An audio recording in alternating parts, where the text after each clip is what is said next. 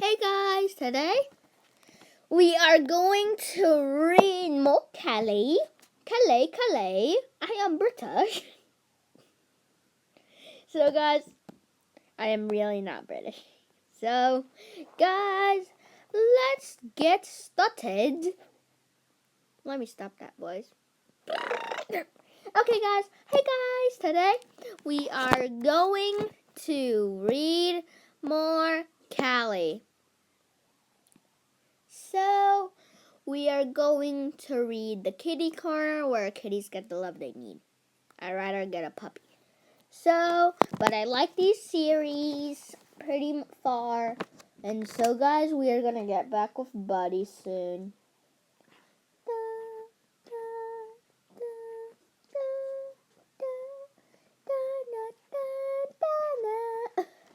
So, guys, let's get to chapter 4.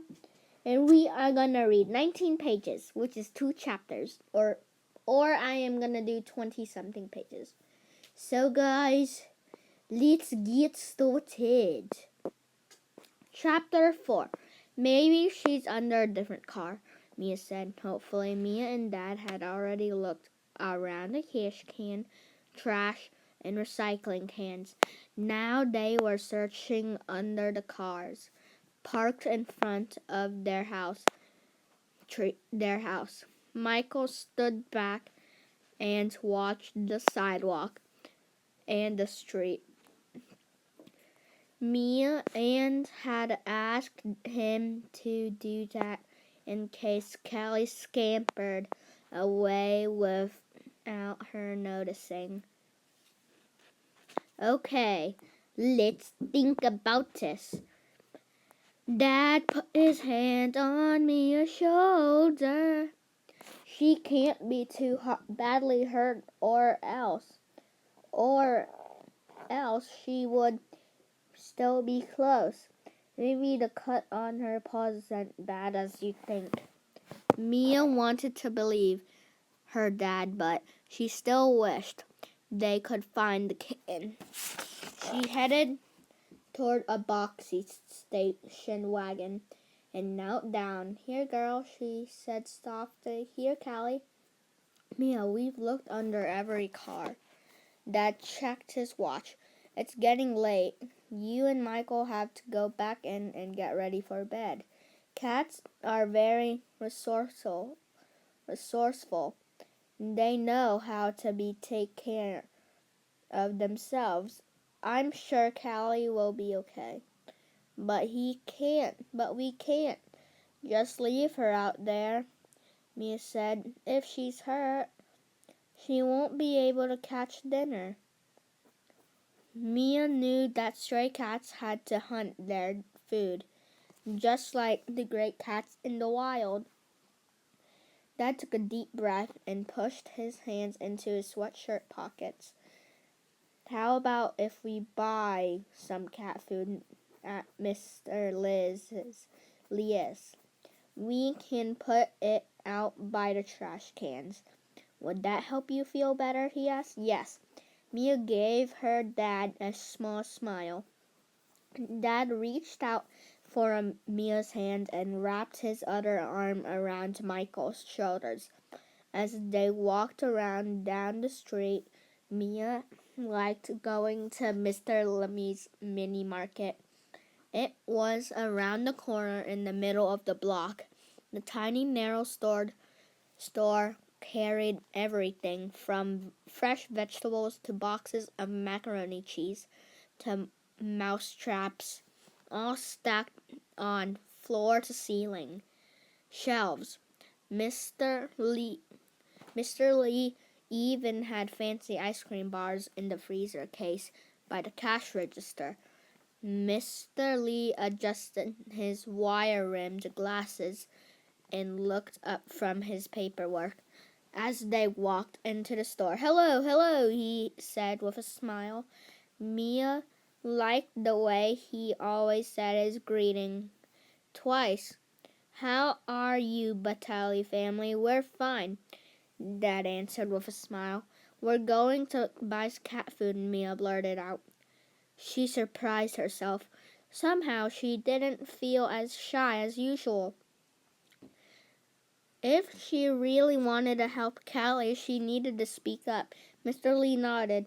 On the back wall, cans, boxes, and bags.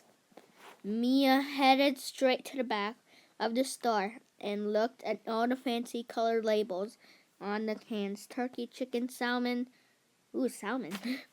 Savory stew. Let's take her to dry food, Mia. Dad stepped up behind her. Mia reached for a giant orange bag. Dad laughed. We won't need that much. How about a box? He pointed to a yellow box, and Mia pulled it off the shelf. Kitty nibbles. Meaty mixed flavor. Mia read to herself as she walked toward the register. You got a cat. Congratulations. I like cats, Mr. Lee said, with an approving nod. He looked right at Mia as he said it. Mia stared at Mr. Lee. A moment she was buying cat food, so of course he thought she had a cat, but she didn't. She wasn't even close to having a cat of her own. Not exactly, she began. There's this cute little calico kitten hanging around near our building. She was hurt. She has a hurt paw, and we want to help her. Mia suddenly felt shy again as she fumbled through her explanation. Is she a stray? Mr. Lee asked, his eyebrows raised. Yes, we think so, Dad answered, handing a $5 bill to the store owner. We couldn't find her, but we're going to put food out by our trash cans so she won't be hungry, said Mia. It's a good plan, Mr. Lee murmured. I'll put out food too. We will help her together. Mr. Lee's lips moved as he counted out the change and placed it in Dad's hands. Really? Mia said hopefully. Oh, thank you, Mr. Lee. She hugged the cat food box close as Michael, and Dad headed out the door. At home, Mia and Michael filled a bowl with food and another with water and put them out near the trash cans. As they climbed the stoop, afterward, the night air was cool and still. Mia turned at the door to check the street and sidewalk one last time, but there was no sign of the pretty little kitten. She crossed her fingers and closed her eyes tight, wishing hard that Callie would be there. When she woke up in the morning, nibbling at the bowl of food, Chapter 5. Mia sat up, rolled out of bed, and raced into her parents' room. Callie had been the first thought in her head that morning, and she was sure that the kitten would be waiting for her at the stoop.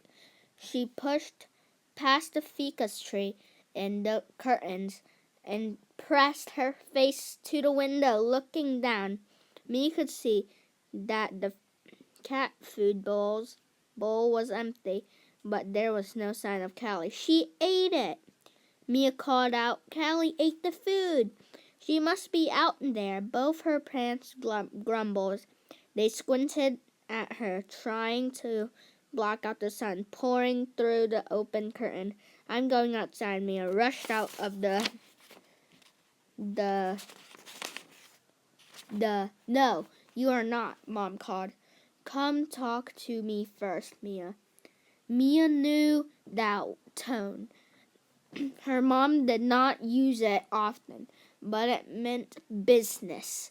Mia stopped and frowned. She shuffled back to her parents' room. Her mom was sitting up now. Dad told me you saw a stray kitten, Mom said. Mia nodded. Her name is Callie, she began. She couldn't wait to tell Mom the whole story, but before she could get going, Mom held up her hand. I'm glad you want to help the kitten, Mia, she said, but I hope you haven't forgotten that we aren't ready for a pet. Mia nodded.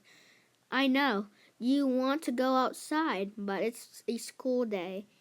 First, you have to get ready. Then, if there's time, you can quickly check around the trash cans before Dad takes you to school. Mom looked Mia in the eye, and Mia knew there was no point in arguing. Soon, the apartment was full of activity.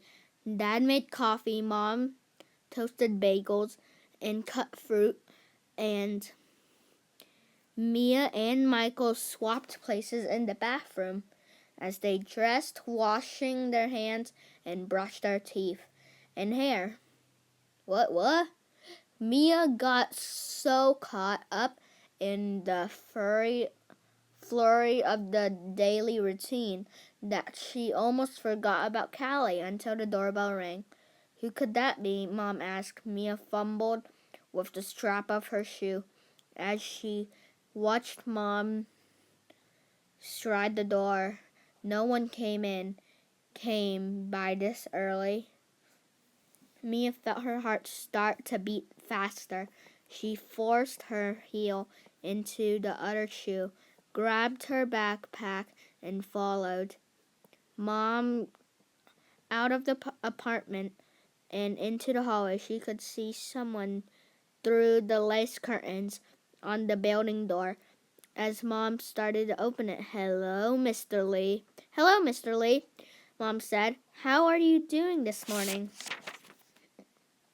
Mr. Lee, Mia's heart leapt. Good.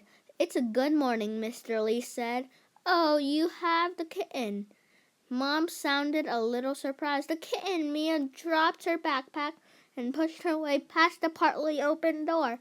So she was standing next to Mom.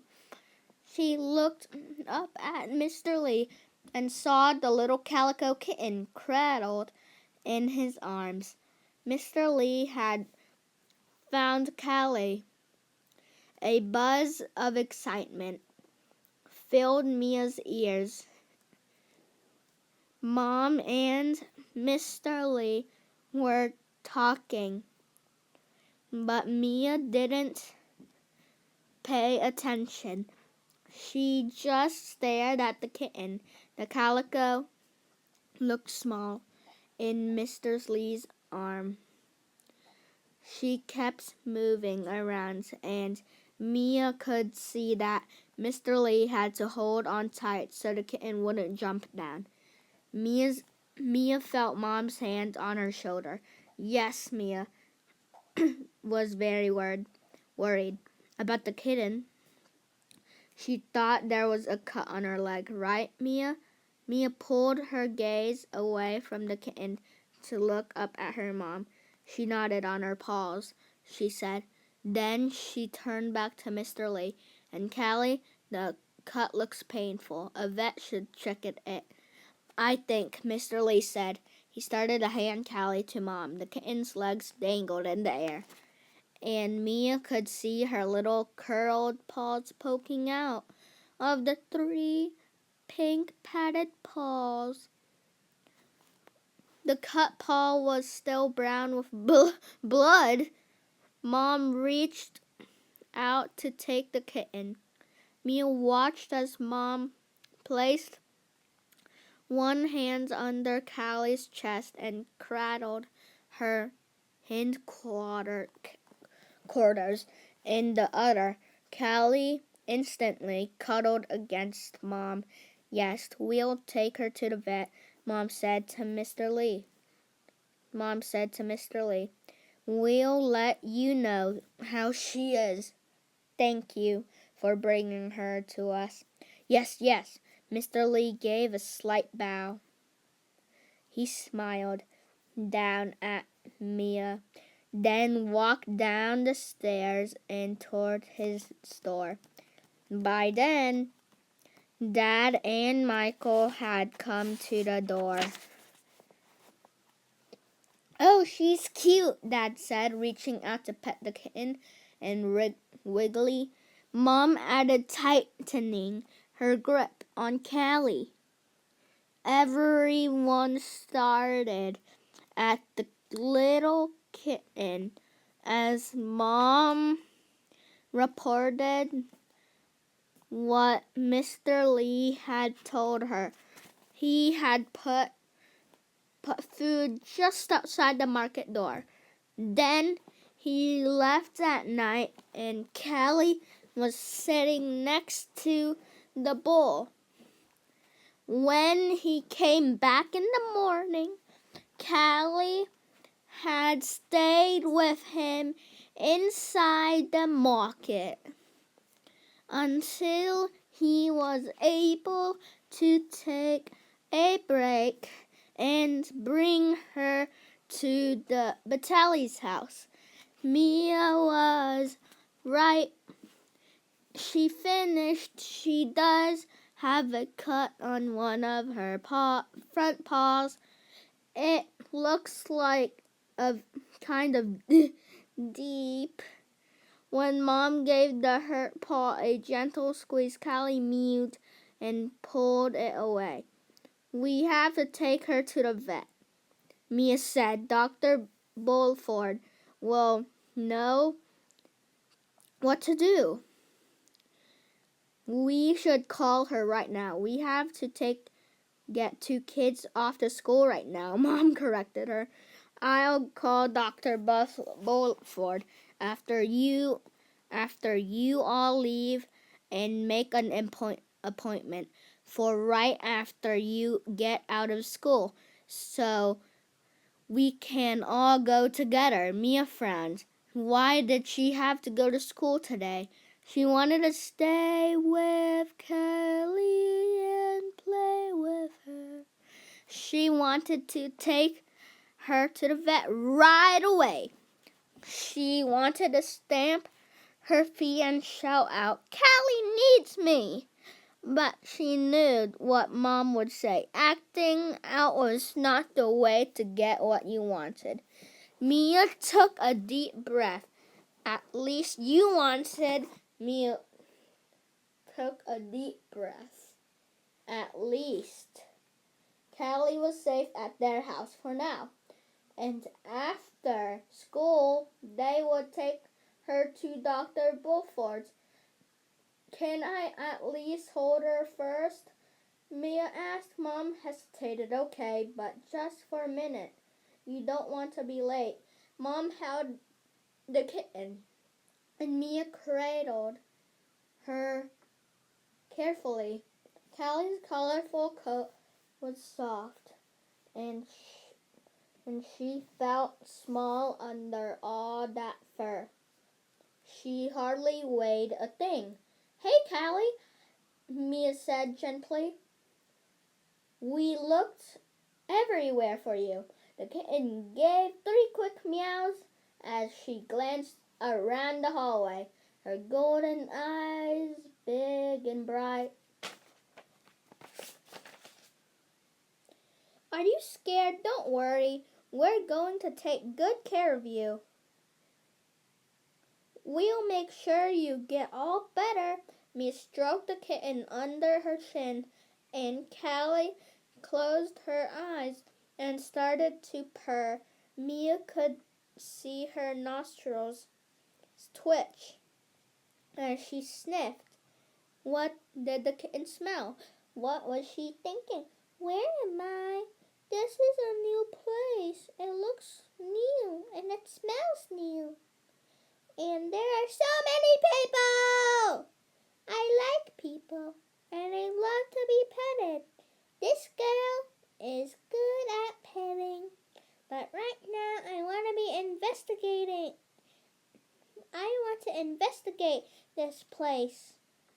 I like to know where I am. I like to be in charge of me."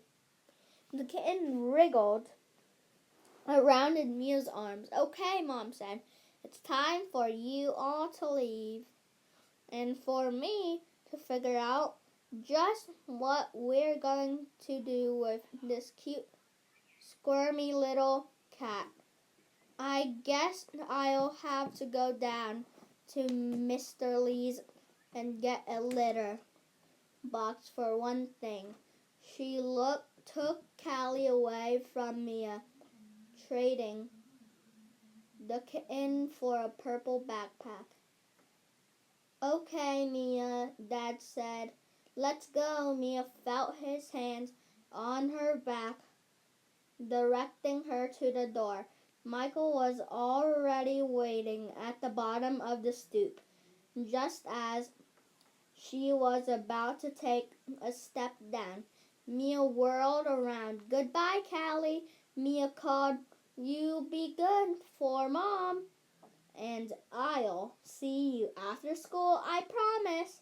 Callie stopped fidgeting and looked right at Mia with her bright yellow eyes. Mia was certain the kitten understood. A promise was a promise.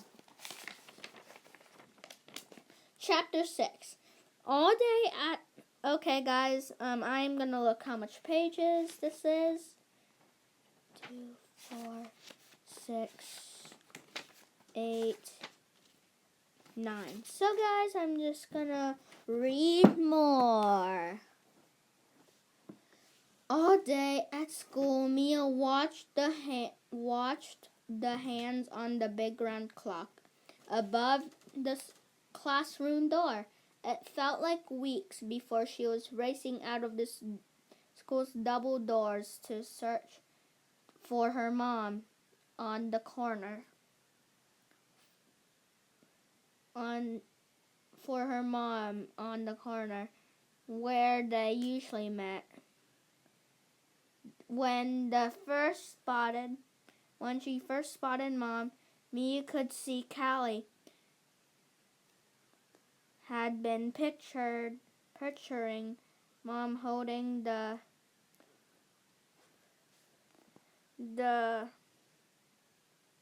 at home. Where was the calico kitten? Where was the calico kitten? Where was the calico kitten? Weren't they talking? I'm going to start over. All day at school, Mia watched the hands on the big round clock above her classroom door. It felt like weeks before she was racing out of the school double doors to search for her mom on the corner where they usually met. When she first spotted Mom, Mia couldn't see